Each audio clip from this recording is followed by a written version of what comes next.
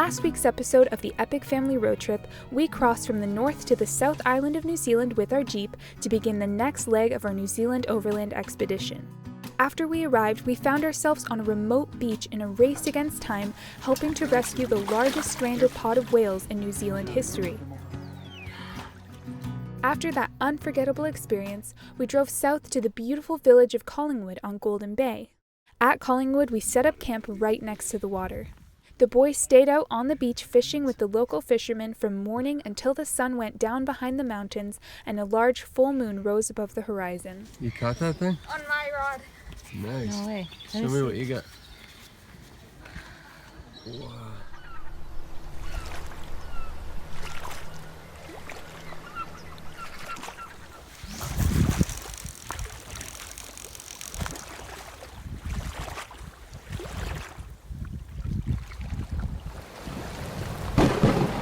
Around 2 o'clock in the morning, my brothers and I were jarred awake as our tent collapsed on top of us. We had been sleeping soundly as a big storm blew in off the ocean. The high winds and heavy rain proved too much for our tent. Hey, I'm just inspecting all the gear. Getting some strong gusts of wind. We're literally 10 feet from the ocean, which is very beautiful during the daytime when the weather's nice, but man, the wind gusts coming off the ocean are insane. So my brothers and I climbed up into the high and dry rooftop tent and fell asleep.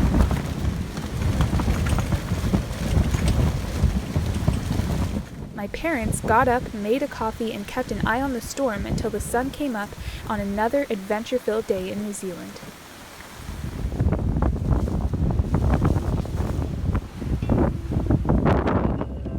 From Collingwood, we headed a few hours back south to the town of Nelson to camp for the night and dry out our soaked gear.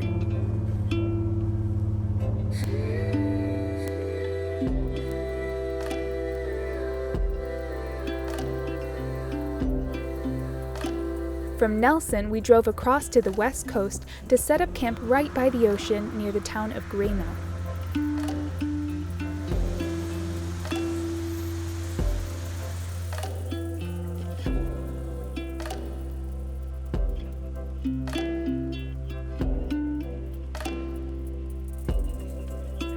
The weather in Greymouth was wonderful, so we stayed for a few extra days to enjoy the warmth and sunshine. beautiful ride today beside the crazy West Coast ocean.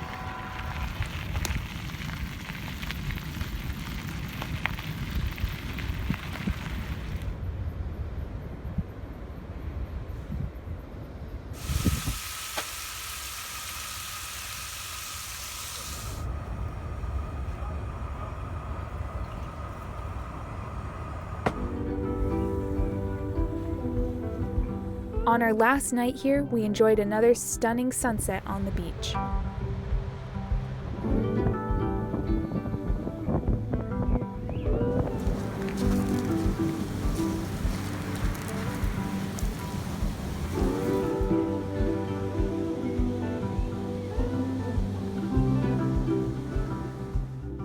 We then began the beautiful drive to the town of Franz Josef.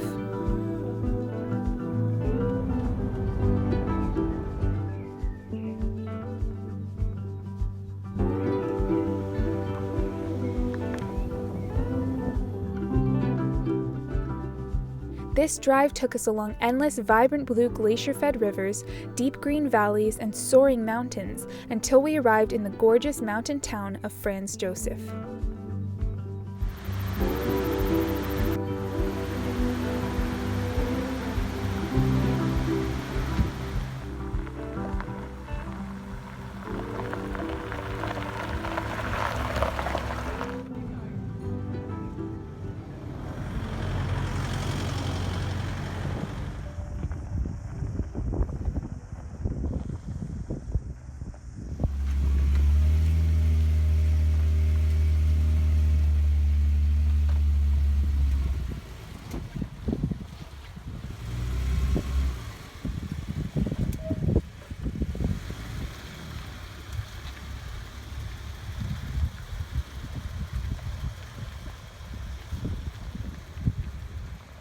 We camped the night here as we plotted our course for the next few days and weeks as we continued traversing the South Island.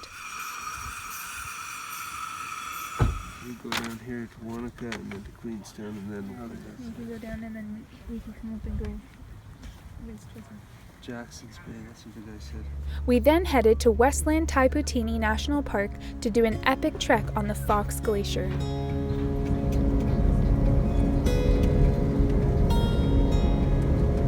We woke up early the next morning and headed to the Fox Glacier headquarters, where we attended the safety briefing before taking off on an epic helicopter flight up to the glacier.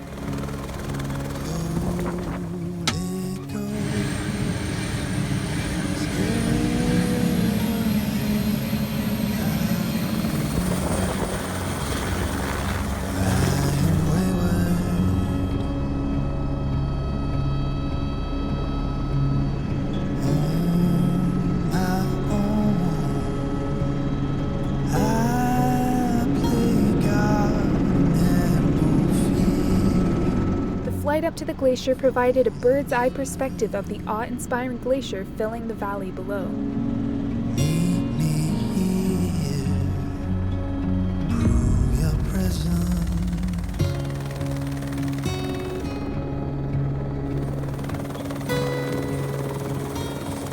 After we landed on the glacier, we met our guide, strapped on our crampons, and began the trek up the ice.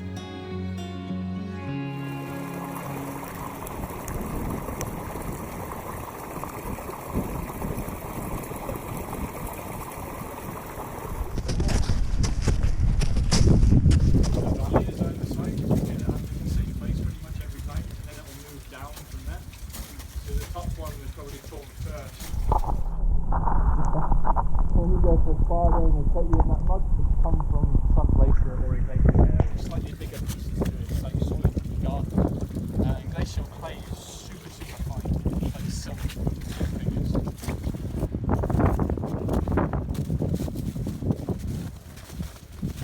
We found a small spring of fresh glacial water coming from the ice, which was so fresh and clean that we filled our water bottles. And let me tell you, this was the most refreshing drink of water we have ever had.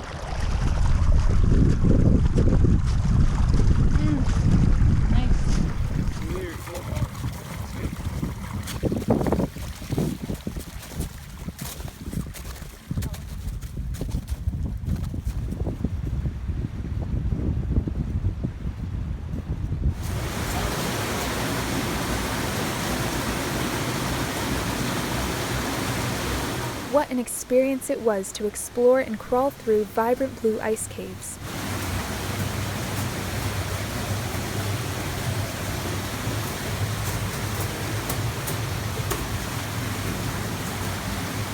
If someone could take the water or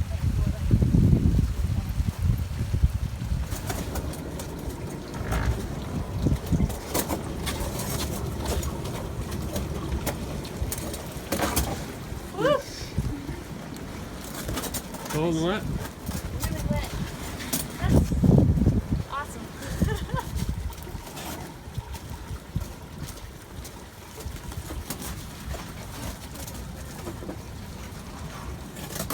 Wet enough yet?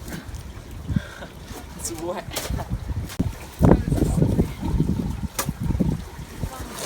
This is a really cool view right here.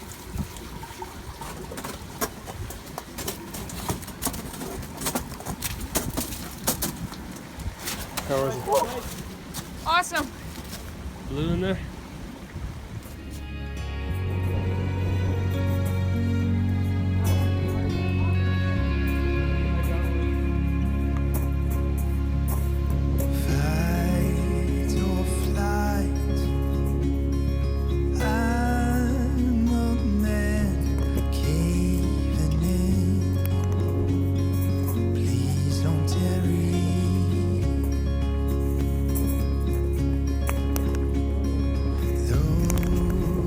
It was now time to board the helicopter and head back down the glacier.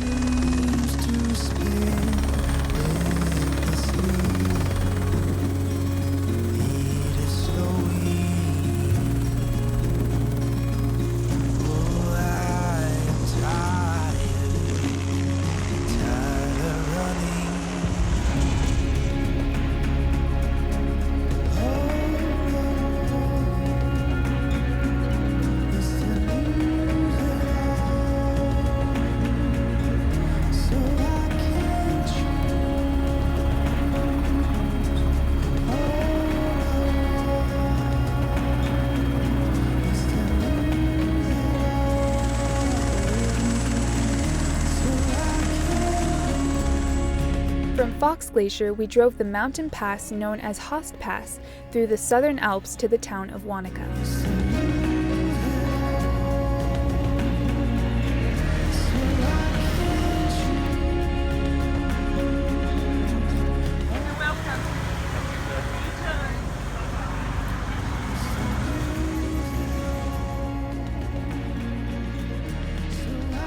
Along the Host Pass, we stopped quite a few times to appreciate the stunning views, including the beautiful Thunder Creek Falls.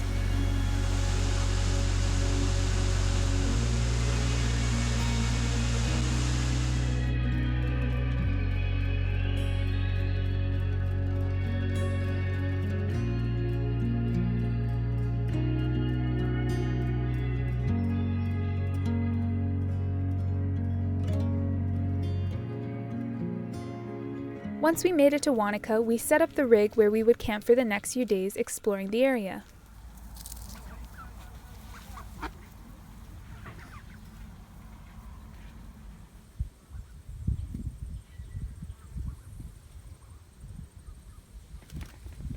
We really enjoyed these few days in Wanaka, catching up on work, school, and journaling while we were surrounded by the peaceful beauty of this part of New Zealand.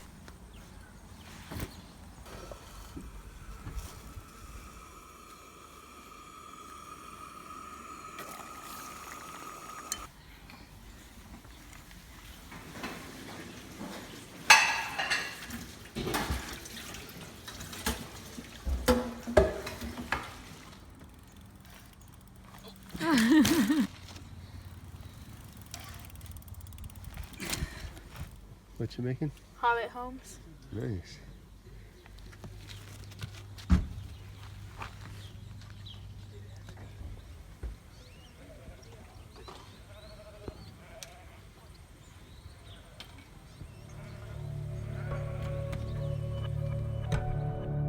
We rode our mountain bikes into town and visited the famous Lone Tree of Lake Wanaka.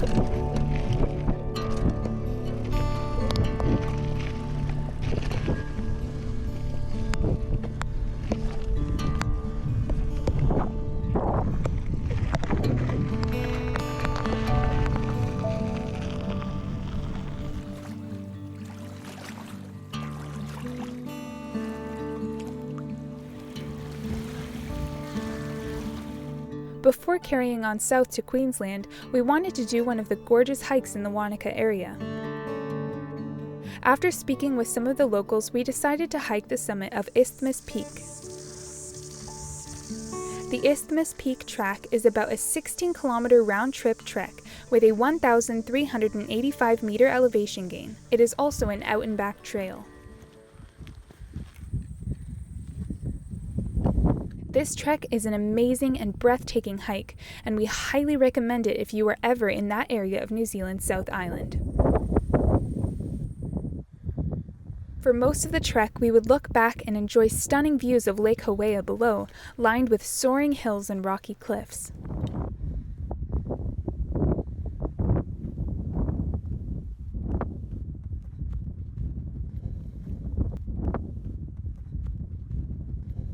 Once we neared the summit of Isthmus Peak, this vantage point provided epic views of both Lake Hawea and Lake Wanaka.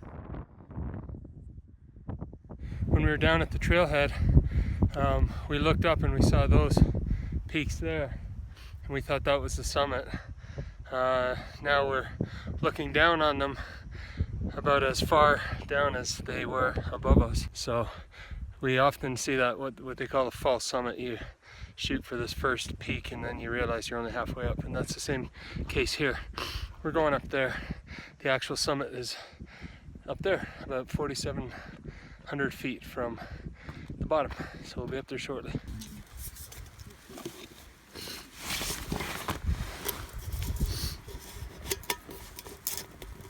This should be good. One.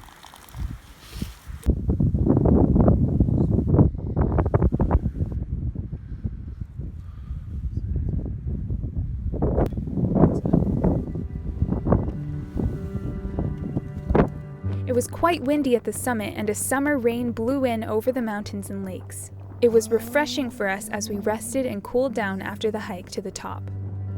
Go your own